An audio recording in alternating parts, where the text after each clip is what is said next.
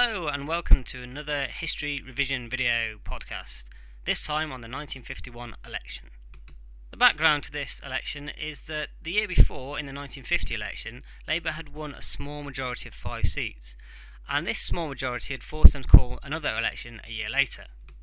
In the 1950s, or by the 1950s, the Conservatives under Churchill, who was an ex-Liberal himself, they had accepted the welfare changes and nationalisation, which is the beginning of the post-war political consensus.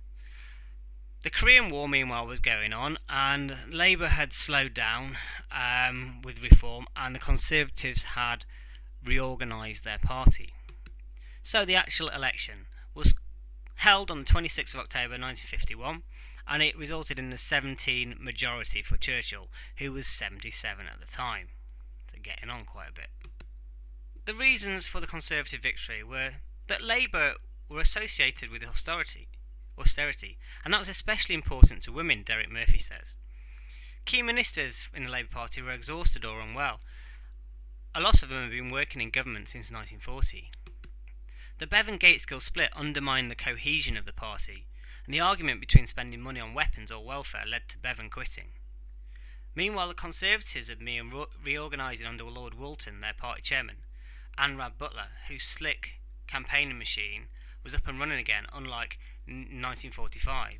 The Young Conservatives were involved. They had a fighting fund and a youthful and democratic image. They had good slogans and propaganda like property owning democracy. They had the Industrial Charter, which Conservatives, they did not stand for laissez-faire, but for reduced government.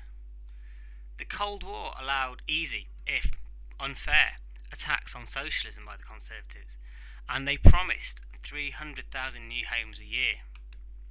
The prosperity of the 1950s had not yet arrived, and had Attlee delayed the election by some few months, he could have even possibly won due to the upturn in the economy.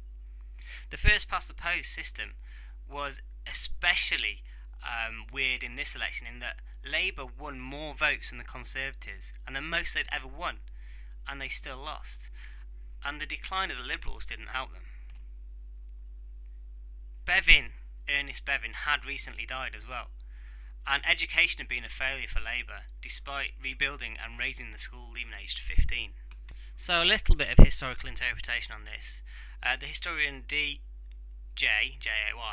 said that 1951 was the most neck-to-neck, passionately fought election, but the 1951 election determined the course of British politics for the next 13 years. And Marr said perhaps the previous years were perhaps not the best time for building the New Jerusalem.